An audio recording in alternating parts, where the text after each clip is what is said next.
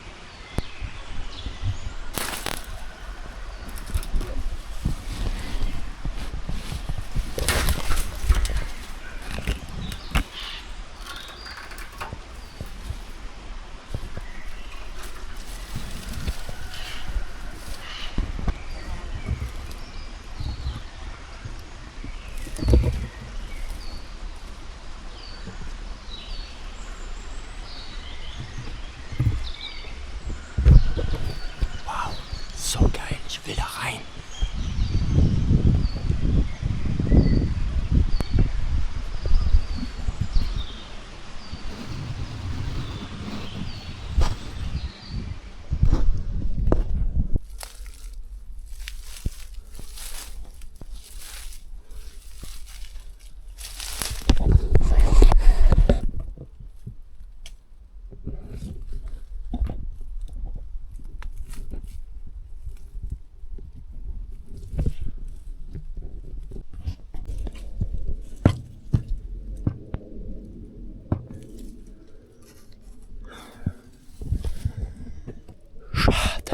Ich würde sogar das Flugzeug kaufen, wenn es nicht hier im Wald stehen würde. Das ist ja der Oberhammer. Ja, schade. Da hat wohl ein Russe seine MiG, oder ich glaube, es war eher eine tschechische, im Wald vergessen. Jo, kannst du mal sehen. Schön.